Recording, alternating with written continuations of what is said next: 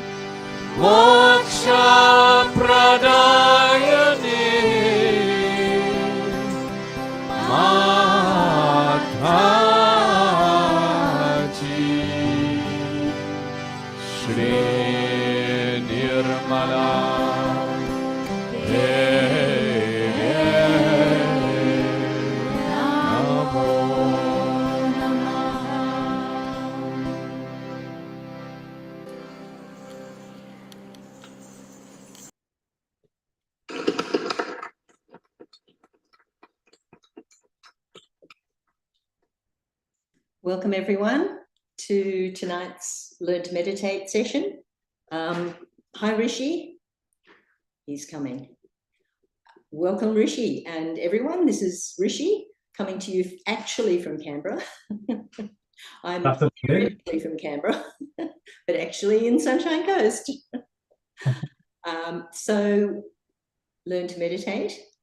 Our goal tonight is to have a lovely meditation and get out of our mind, as I cheekily called the session tonight, getting out of our mind, and being in the silence that connects us with the universe.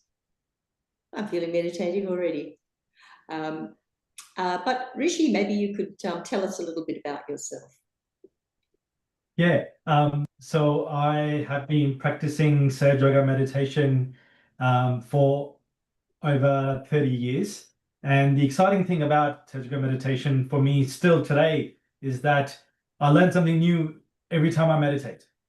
I learn something new about myself, learn something new about how the practice of meditation helps me a better person in the world and how it can change your perspective of the world.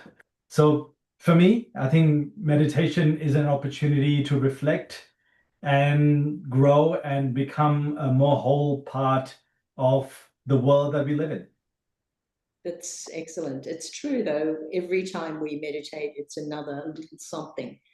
And there's no actual ritual of the whole thing, although, we do have a few little hand movements to help us get our attention where we want it. Attention, which you actually talked about quite a few weeks ago, maybe a month or so ago, about attention, which is what we're thinking about, do you think, or contemplating?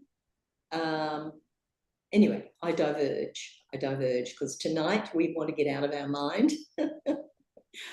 But I did have a little something I wanted you to discuss, Rishi, just to get us in the mood of tonight's meditation. So we've got everyone knows this soliloquy, and forgive me if I'm paraphrasing here, but you know the basic thing. So the soliloquy is Hamlet, where he says, where he ponders whether 'tis nobler of the mind to suffer the slings and arrows of outrageous fortune, or oppose them, and by opposing end them. So there's a couple of ideas there, Rishi. Suffer the slings and arrows, meaning anything that happens to you, you're reacting to. So with Sahaja Yoga meditation, we're learning not to react to things, which we talked a little bit about last week when we were doing the Vishuddhi chakra. And then the other thing is, and by opposing, end them. But do you? Got any thoughts on that, Rishi? So that's a great piece of literature. Oh, you're breaking up a bit. I don't know if it's my problem or yours, but anyway, carry on. Repeat. So hopefully the quality of the internet will improve. But it's a great piece of literature, and I think I truly feel that Hamlet was onto something when he had the inspiration to write. Can you hear me okay? Oh, is there anyone else having a problem with the sound? It's kind of really like there's a frog who's making a noise at the same time as you speak. I'm not sure. Oh, I'm sure there's not a frog. Is anyone else finding the sound a problem? Feel free to message if you're on Zoom. Chaitanya, is it sounding okay to you? There's a message down there. Oh, yeah, it is. Okay, Rishi, whatever you say, I'll repeat it. I'll try. Otherwise, I'll try and rejoin in a bit. Okay, your sound is better. Carry on. Yeah. Okay, great. So I really feel like Hamlet was onto something when he was reflecting on that particular soliloquy and talking about the slings and arrows and I feel like that's him talking about life's hardships. Yeah.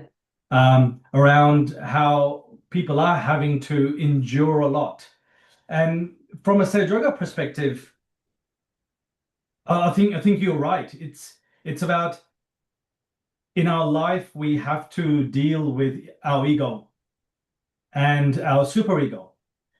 And I guess the question is, and this is the question that Hamlet seems to have posed as part of the soliloquy is, do we take up arm against those troubles, the sea of those troubles, right? And we've all tried to fight our thoughts, and we know our thoughts come from our ego or our superego, from the past and the life we have led, or the future, or the life that we are hoping to lead. Do we actually take up arms against those troubles and try and fight our reactions, or is there a better way? And I think that's the beauty of that question. Is Shakespeare didn't go and give a simple answer, right? He just left the question be for the audience to reflect on. And I guess that's been the quest of sages and saints over hundreds of years is to figure out how they combat the sea of troubles that emerges from our ego and our superego. And with Sahaja Yoga, the act of going into thoughtless awareness seems to be part of the answer, where the mind doesn't have to be the one causing suffering, because it is not thinking, but it has the benefit of the awareness, which is what we all want. So I think Hamlet was really onto something, and he challenged the audience with the question, but he left the answer for us to imagine, and perhaps the world wasn't ready at the time. And so, yeah, there's some of the thoughts that come to mind. And which leads us then to how do we not react and use Sahaja Yoga? Means we need to get our connection to our own spirit. And it's, I guess, not looking at the outside effect of what someone's doing. Oh, there's some sort of sound coming there. Not looking at what's happening outside, but looking what's happening inside. So I think that's the resounding point for me, is how to be inside. So then we come to Shri Mataji's solution, which is to connect us with that all-pervading energy and enable us to get into that thoughtless state where, Rishi, could you say that the thoughtless meditation, I mean, the actual thoughtless state, which is not a long period of time, doesn't matter as long as you get the connection and something more happens than what's going left and right, future and past, action, non-action. Something more happens, and now I've lost my train of thought. But how to do that? So Shri Mataji has given us this tool of Sahaja Yoga. I did want to go into who is Shri Mataji, but we might save that for in a little while, because how to go into that thoughtless state is that tool she's given us of Sahaja Yoga. And maybe, Rishi, you want to take us through what that is?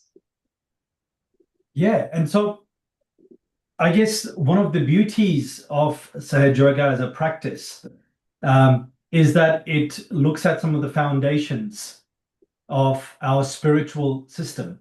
And so it talks about us having a left side and a right side that help control our qualities to a large extent. So our left side qualities are that of kindness, our ability to reflect and learn from our mistakes, our ability to be generous and really be empathetic. So these are some of the qualities of our left side, and some of the qualities of our right side are that we can put our desire and our hopes and dreams into action. We get to build really good relationships with others by communicating clearly and effectively. And we have the ability to think and plan when we need to. And so us understanding how our subtle system manifests in real life helps us to understand why it's so important for us to have a left side which is clear and our right side that's clear. And I find that we as human beings, as people, get into a challenge when we overuse either our left side and that gets out of balance, or we overuse our right side and we do too much thinking and that gets out of balance. So the Sahaja Yoga method is about how do we stay in the center. We neither drift too much to the left by overusing the left side, or drift too much to the right by overusing the right side. And in that process, let our Kundalini energy, which is in the base of our spine, come up through the energy centers and do all the work of keeping us in the balance and spontaneously stop our thinking, which is points here, Rishi, but just backtracking just for a second, hold that thought. Don't let me make you lose your thought.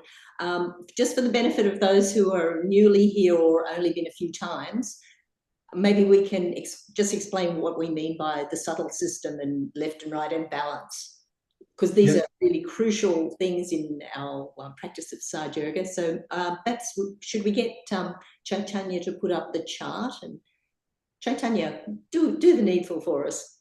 Oh, lovely. Look at that. Almost before I ask, it's there. So carry on, Rishi.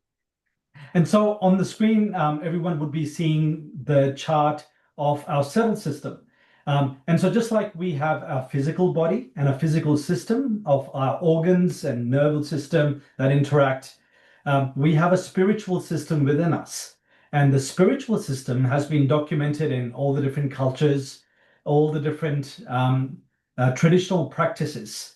And what this system helps us understand is the interaction between our physical, our mental, and emotional system when it comes to the way our balance works. So on the diagram, you would see a yellow line that goes from the bottom of our body up to the top, and that's our right side. And that controls all our action and our desires and our thoughts of the future. It's also the masculine side in all of us. And then you would see a blue side, the blue line that goes from the base of the spine all the way to the top. And that is our feminine side in all of us. It's the sign of our past, and it manages the thoughts of the life that we have lived. And so, as we've been talking about, it's the imbalance by the overuse of these channels that create reactions in our brain. And you will see that as part of that blue balloon, which is the overuse of our thoughts from our past, which create our conditionings, or the overuse of our right side, which creates the yellow balloon, and that's the balloon of our ego. And all these reactions actually create thoughts in our mind that are not necessary for us to get work done, or to be present and participating in any activity. And so these unnecessary thoughts is what keep us from staying in the balance. And so the whole practice of Sahaja Yoga is not to remove all the thoughts, but it's to remove the unnecessary thoughts that bombard our mind. And so the practice of Kundalini awakening, or what we call as self-realization in Sahaja Yoga, is when the energy in the triangular bone, which is at the base of the spine, that rises up through a process of affirmations, and that comes up to the top of the head, which automatically then reduce those unnecessary thoughts. And at one point, it achieves a state that we call as meditation, which is also referred to as thoughtless awareness, that where you can actually spend some time without any thoughts in your mind whatsoever. And I think the beauty of Sahaja Yoga practice is that this is effortless, and you don't have to keep on checking to remove the thoughts. The thought removal process actually happens automatically. And I think this is one of the reasons why I really enjoy it. Yeah. So it sounds and looks, because we've got this complex chart, that it's quite difficult and there's something to learn, but actually it's just the practicing of it gives you the learning of it. So it's very organic, I guess, rather than, A, B, C, you have to learn, and then C, D, E. It's just whatever you need will become apparent. So should we go into our first meditation, Rishi, where anyone who's not already done it can hook in by going through that self-realization process? And of course, we all benefit from that and go into meditation automatically with the doing of that, just asking a few questions and answering them. Self-realization, enhancing and initiating, so to speak. What do you say, Rishi? Time to do that? Yep, let's do that. So for the next few minutes, what we might all do is find a spot that's nice and comfortable. And if you want to take your shoes off, take your glasses off if you like, and just get into a nice, comfortable position. If you want to sit on a chair, if that makes you comfortable, that's perfectly fine. Or if you want to sit on the ground, that's perfectly fine as well. So what we'll do, we'll use both our hands. I'm going to do the hand movements for you. Oh, brilliant. Look at that. We've got a model today. So we're going to use our hands, and we'll use our right hand and we'll place it on different parts on the left-hand side of our body. And with every position that we place our right hand, we'll say an affirmation in that location. Our left hand will keep open like this on our lap. And the left hand being our hand of our side of desire, it helps to communicate to our Kundalini energy that we have the desire to achieve this state of thoughtless awareness. And so one of the things in Sahaja Yoga is that we use our hands to signal to our Kundalini energy what is it that we are looking for, and the Kundalini energy responds in return. So we'll start with our left hand on our lap. Now our right hand will take to the left side of our heart. Then we'll move our right hand to the left side of our stomach, just under our rib cage. Then we'll move it to where our left leg meets our hip. Then we'll move it back to the left side of our stomach. And then we'll take it back to the left side of the heart. Then we'll take it to where our left shoulder meets our neck. And just like Lynn is doing, we'll just relax our head by tilting it on the right-hand side. So we can get a good grip with our hand on where our left shoulder meets our neck. Then we'll take our hand to our forehead and we'll bend our forehead down a little bit, followed by our hand to the back of our head, where we tilt our head up.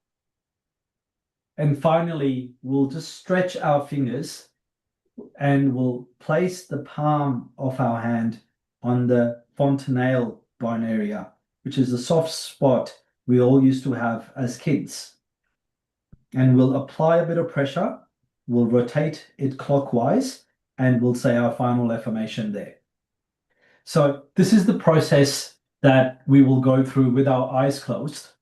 Now, if any point you get stuck, you can quickly open your eyes and check where Lynn has her hand placed, and they'll give you a good reminder of where it needs to be. But we'll walk through all the positions again, so you can follow along with your eyes closed. So with that, let's close our eyes. And just for a few minutes, see if we can take our attention away from what may be happening around the house, or what's happening outside of the house, or what may have happened during the work today, or what's planned for tomorrow. And just bring the attention inside your physical being.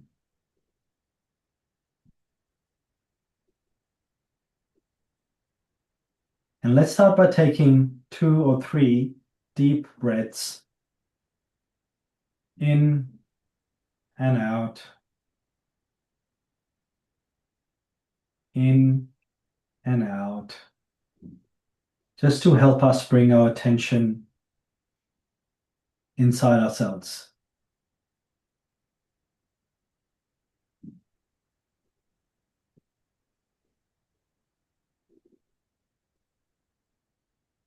Now, keeping our left hand on our lap, we'll take our hand to the left side of our heart. And the hand placements help us with our attention. So let's keep our attention on where our right hand is placed on the left side of our heart. And here the affirmation or the question will ask our Kundalini energy, which is a mothering and nurturing energy within us, is, Mother, am I the pure spirit?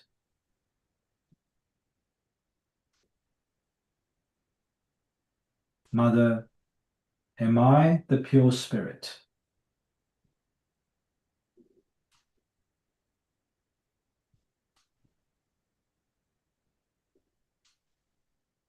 Now let's take our right hand to the left side of our stomach and really take our attention where our hand meets the body.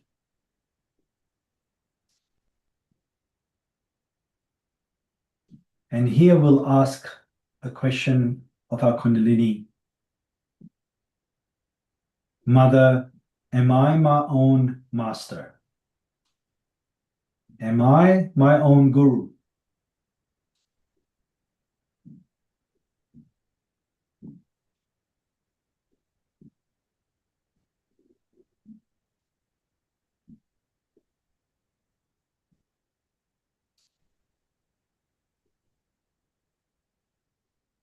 Now let's take our hand to where our left leg meets our hip.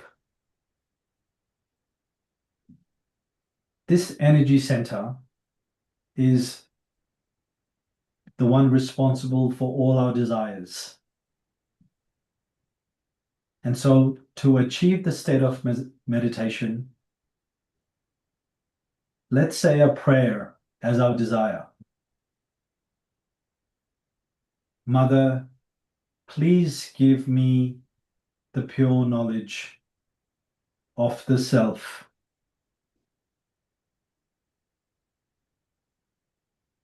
Mother, please give me pure knowledge of the self. And with your attention where your hand is touching your body, feel that confidence within you that you know more about yourself than anyone else, and that you are in a position to master yourself and know about yourself, and that our Mother Kundalini, is there to help us learn more about ourselves. So with that confidence, let's take our right hand back to the side of our stomach, to the left-hand side, right under our left rib cage. And here we'll answer our previous question in confidence, but with confidence, and we'll say, I am my own master. I am my own guru. And I am my own teacher.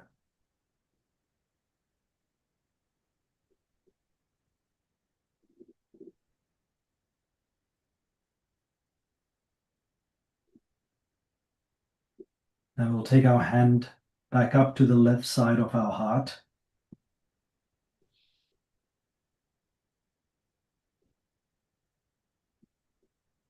And here we'll reaffirm our previous question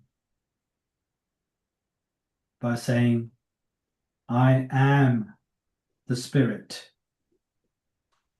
I am not this ego. I'm not these conditionings. I am myself, and I am the pure spirit. I am not this body. I'm not this mind. I am the spirit.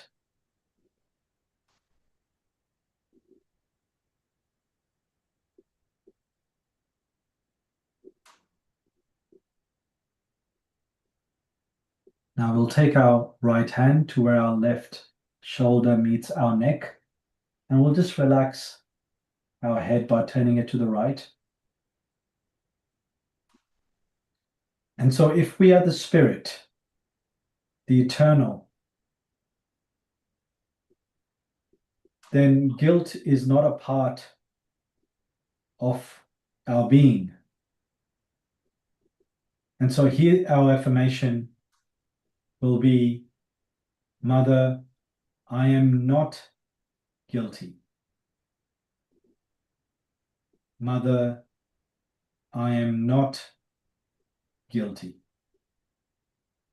And that's because the spirit is always pure and it can never be clouded by guilt. And so we'll surrender all our guilt.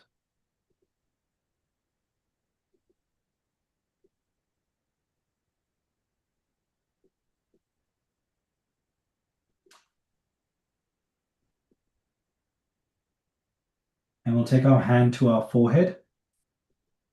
And we'll just tilt our head down and just relax our head in our hand.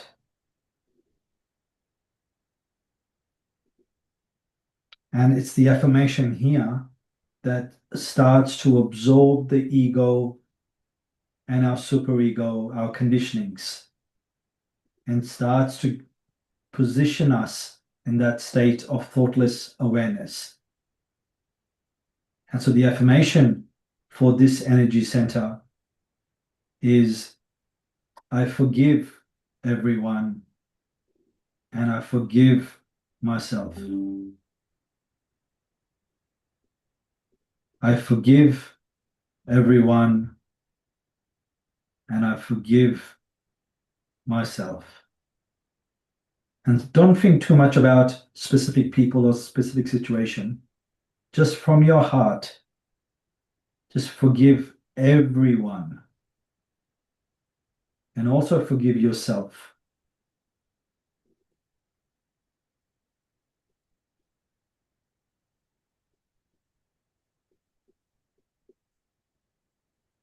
And you'll feel a lift by truly forgiving from your heart.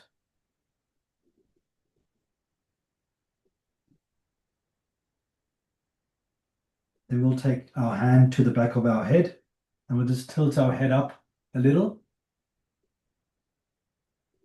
And for our own satisfaction, just in case there is any lingering guilt that's left, here we can ask forgiveness from our Kundalini energy.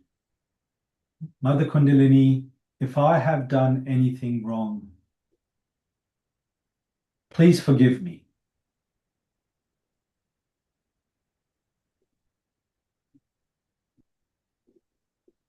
And then we'll take our hand and we'll stretch our fingers and place it on top of our head in the fontanelle bone area. And we'll apply a bit of pressure and we'll rotate it clockwise 7 times. So we are moving the scalp over our skull. And so our scalp is moving. And with each rotation, we'll say a prayer. Mother, please give me my self-realization. So we'll do that 7 times.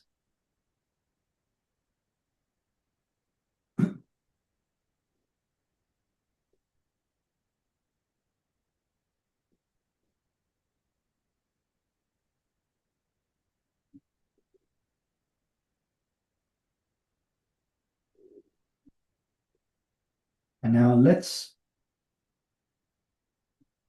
place our attention where our hand is touching the top of our head. Make sure our attention is fixed there.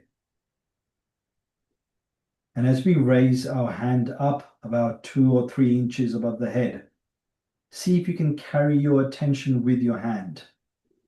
So your attention is now and still on the palm of your right hand.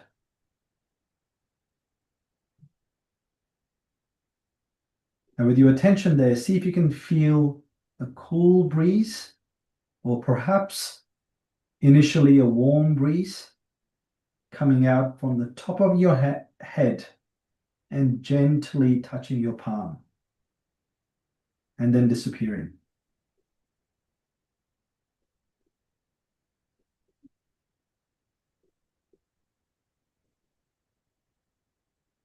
Now, because we often have one left side or right side stronger than the other, let's bring our right hand down and try that with our left hand. So we'll take our left hand about 2 or 3 inches above the top of our head, and we'll keep our attention on the palm of our left hand. And see if you can feel a cool breeze or perhaps a warm breeze coming out from the top of our head and just gently touching our palm.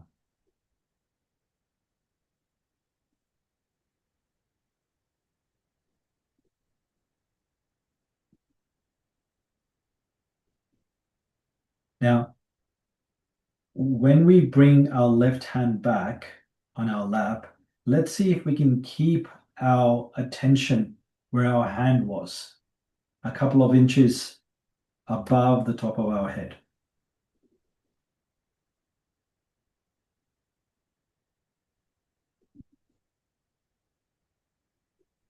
And we have to try and sustain our attention there. Now, if any thoughts come, just ignore them and you'll find that they'll just pass by you. And you'll get to enjoy that space of peace and quiet right above the top of your head.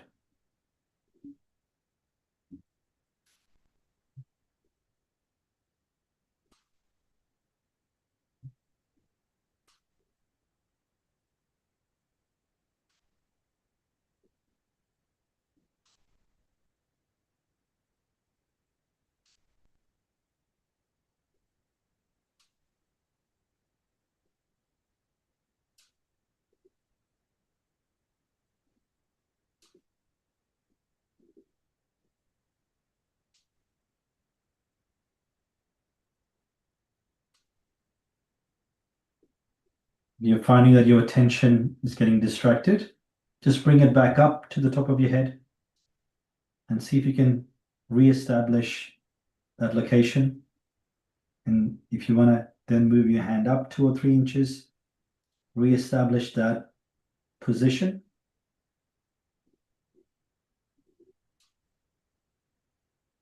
And fix your attention there. And let it just be.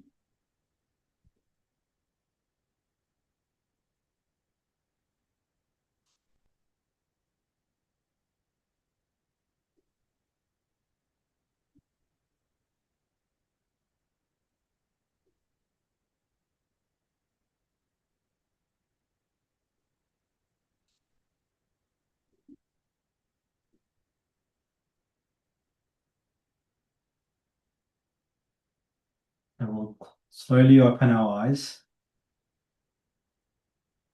Now, hopefully during that meditation, you were able to find some space, some silence above the top of your head. And just do a quick stock take of how you're feeling now. And if it's any different to when we first started the program. Perhaps you were able to feel some cool or a warm breeze in one or both of your hands. And we can explore that a little bit later as well. But with that, back to you, Lynn, for the next part of the program. That was really nice. And we'll carry on with that very soon. I thought maybe we'll go to Shri Mataji. Who is Shri Mataji? She, of course, is the founder of this meditation. And she has selflessly traveled the whole world teaching everyone how to do this, so we can all pass it on to each other, and you know, everyone here can also pass it on once you become fully established in that thoughtless state. And so we have one of the many talks she's given all around the world. This one is in Australia, and 1985, I believe. So let's just have a little listen. We haven't got as much time as we would have liked, but we'll listen to 10 minutes or so and then have our second meditation. Thanks, Chaitanya.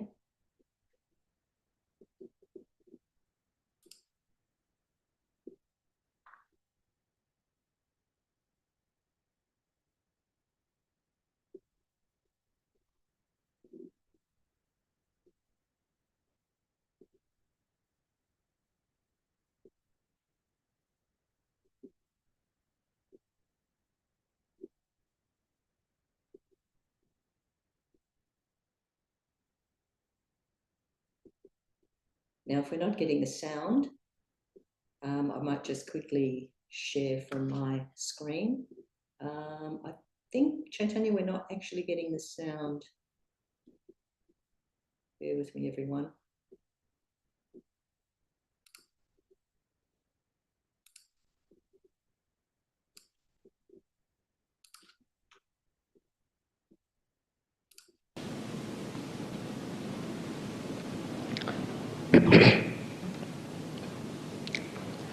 I bow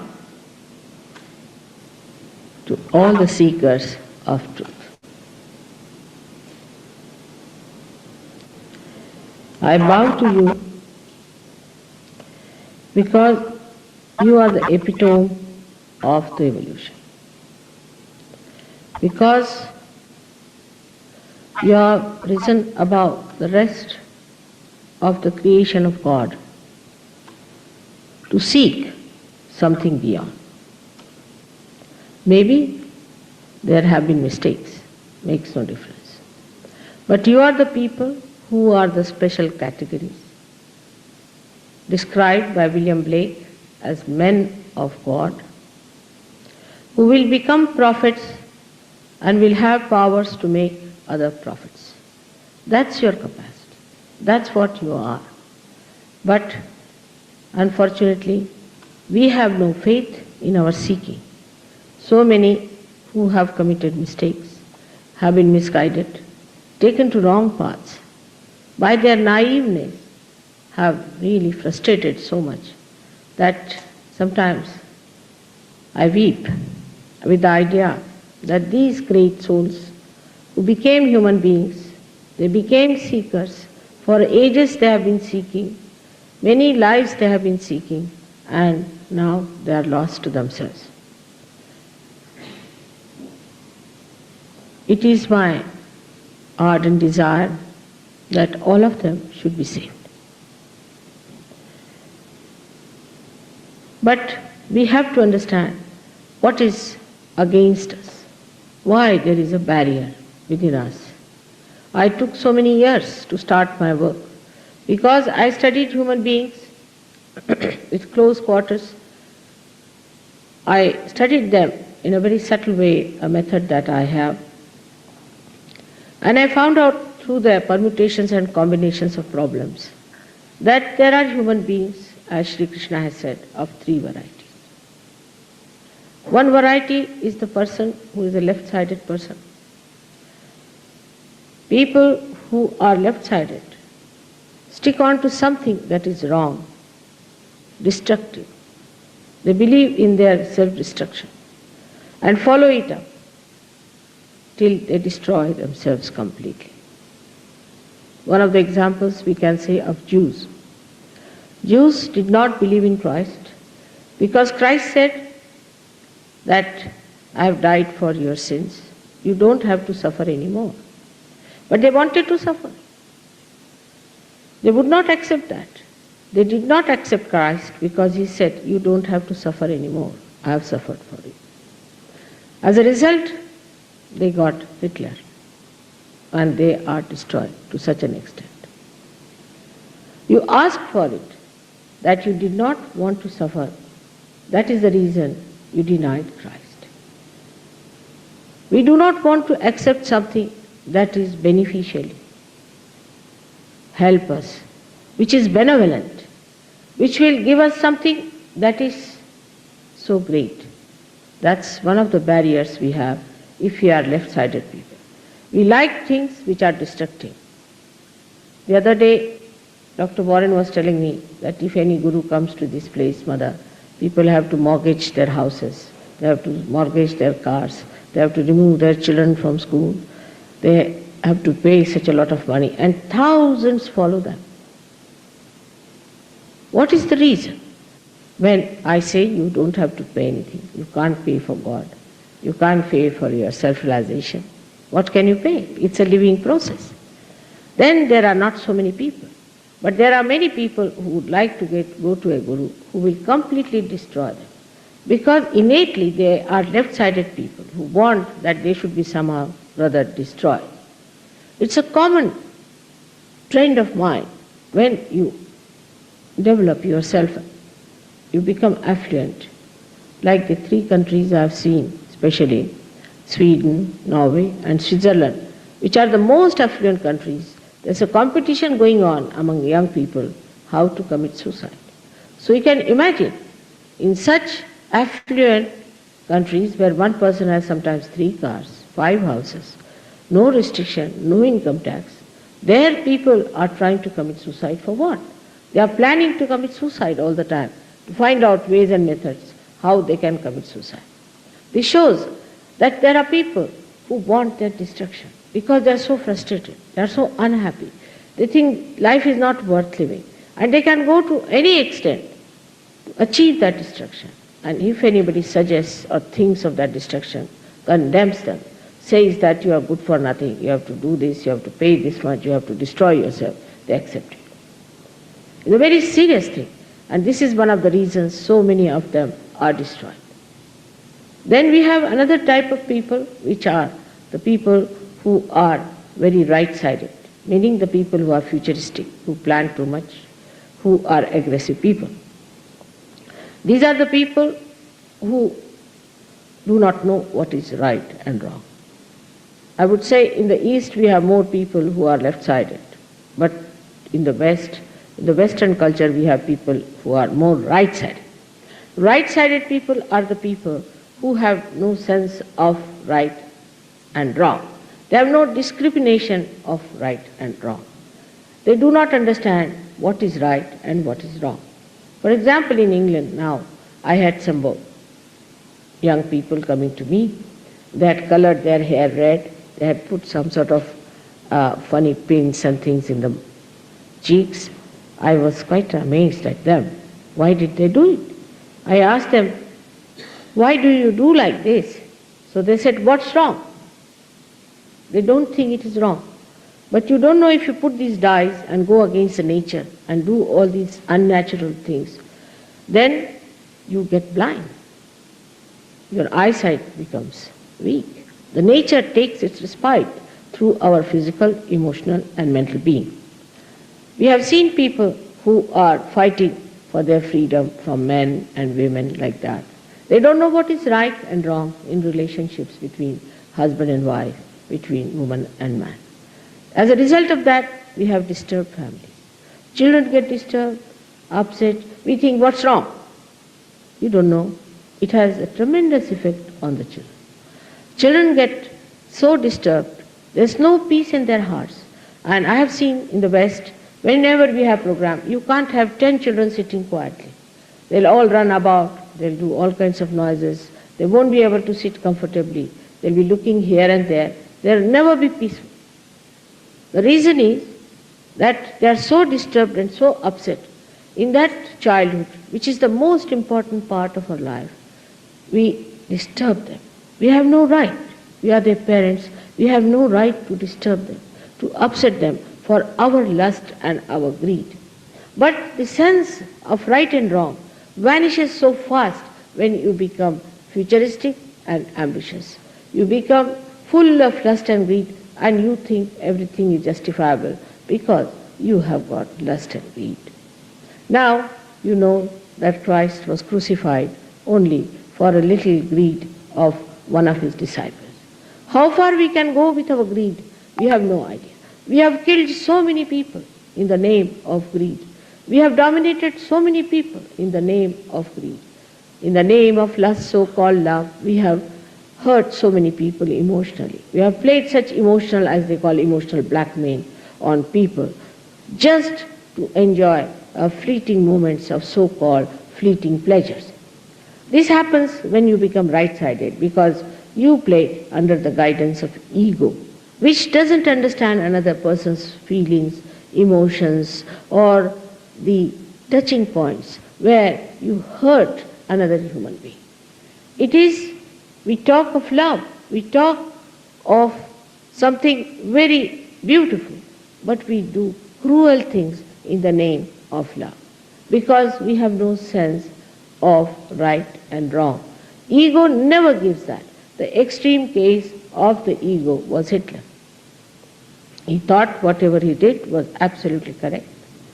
Whatever he preached was absolutely correct, and whatever he did was absolutely correct. And still I find some of them believe that it was just a mistake, otherwise he would have been successful, as if his being successful was something very noble, very great. That is what we should ask for. This is the problem is with the left and right-sided people. But the seekers are the central type, called sattvikas, the people who keep to the central path of balance. They immediately realize that they are going to extremes, turn their mind from the extreme to the center and keep the balance. And once this balance is established in a seeker, he starts seeking beyond. So we say that from Lakshmi to Mahalakshmi he goes. He starts thinking that there must be something beyond. There must be something higher. And this is the beginning of the seeking that starts within us. Then we start seeking in religions. When we go to religion,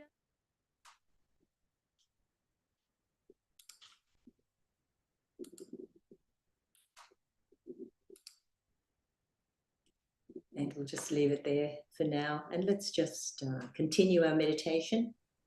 Just sitting comfortably, hands open on our lap. And we can maybe go just to that last couple of affirmations that Rishi took us through just now. Eyes are closed. We're taking a few deep breaths. We can take our hand on our forehead again, just leaning our forehead into the palm of our hands. I forgive. I forgive everyone. In general, I forgive. From my heart, I forgive. And I forgive myself. Very importantly, I forgive myself. Not to analyze anything we might have done or anything that's done to us, just forgive. In breath, out breath, I forgive.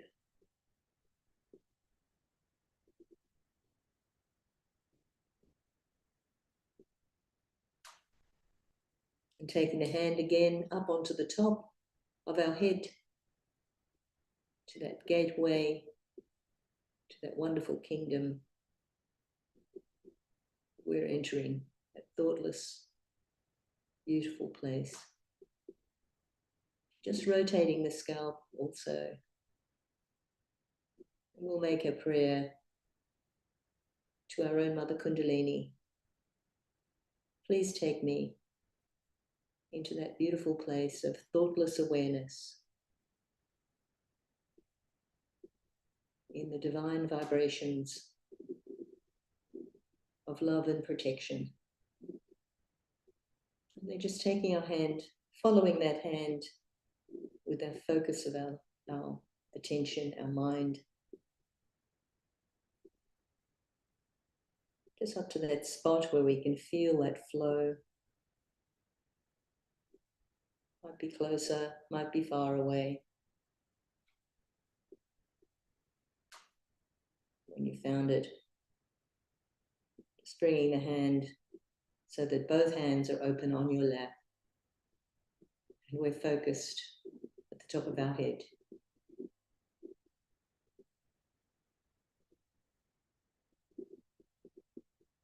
The in-breath from our heart, the out-breath flows through the top of our head.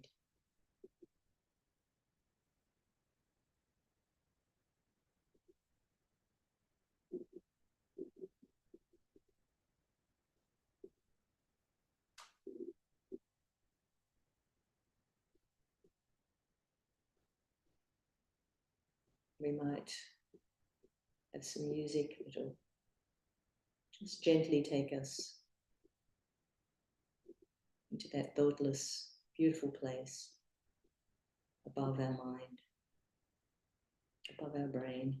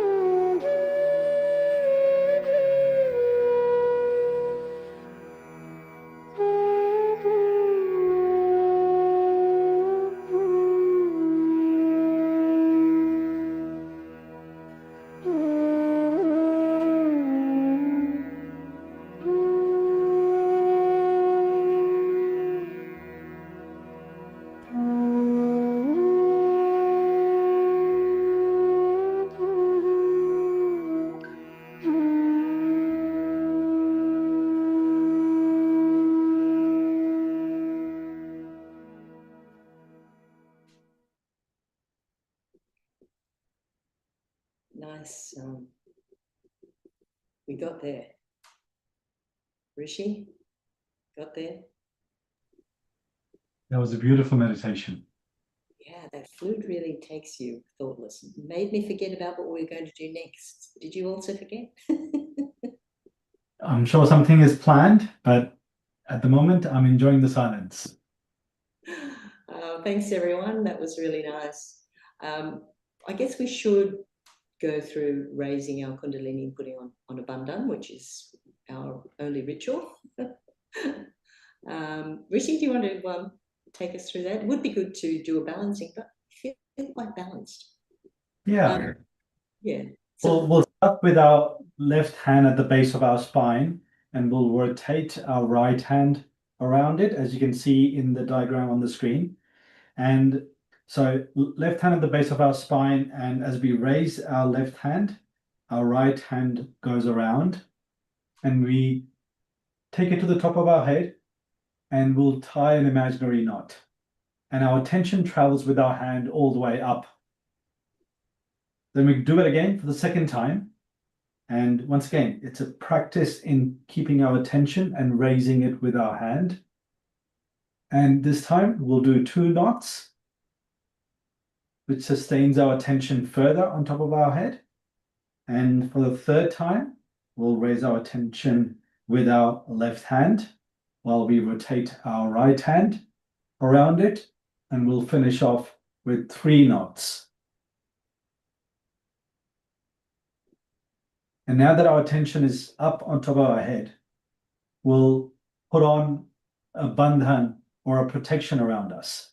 And so for that, we keep our left hand on our lap, and with our right hand, we'll go above the top of our head and then back. And so that's 1 protection, and we'll do that 7 times to put 7 protections, 1 for each of the energy centers inside us.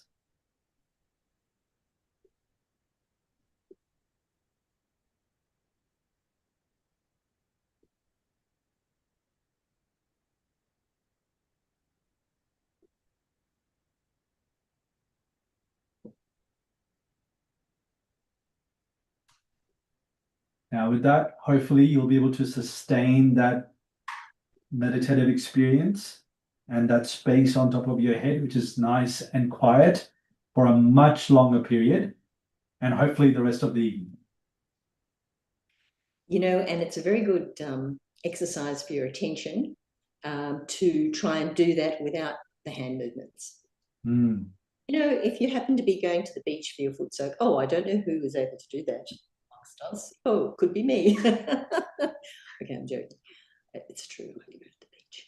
So, of course, if you're on a busy beach, or even if there's, you know, a few people up there and a few people down there, you probably don't want to stand at the beach doing movements because they may not be familiar with our attention practices to keep our attention in the right place. So you've got to go feels like, and you've got to use your attention and get your Kundalini up without using hand movements, but feeling it. You've got to feel it. So it's a good exercise, folks, when next you're at the beach, to get your Kundalini on top of your head and protect yourself with that without using hand movements. So it does emphasize the fact that it's not actually a ritual, it is a purpose to spread those vibrations and get yourself in the mood.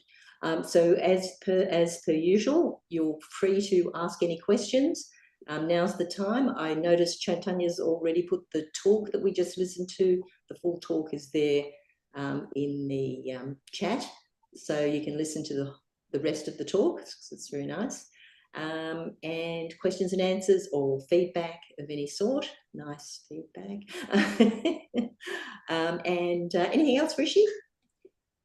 No, that's it. I think I'm set up for a nice, calm evening. And I really do believe that Shakespeare had something quite profound in sharing that the mind doesn't have to suffer the slings and arrows, and that the opportunity to find that silence, and so we don't have to take up arms against these thoughts, is there within each one of us. And And- so with that, I'm going to enjoy my evening. Yeah, and it's not a preachy thing he does. He sets the questions up so you can come to the answer yourself. So thank you. I guess Chaitanya's got some music, and if you're in the mood and you want to carry on meditating for 5 minutes, I think Chaitanya can help us out there. And we will finish on YouTube. And if anyone wants to unmute as well and chit and chat on Zoom, we will un-YouTube so you can feel free that you're not recorded forever. All right, so thank you so much, Rishi. We hope to see you back on a Monday night again soon. So thank you, Have a everyone. wonderful Say enjoy the beach. to everyone on YouTube, and if you're on YouTube and you want a question, just slip on over to Zoom and we'll have a chit and a chat for 5-10 minutes. All right, good night, YouTubers.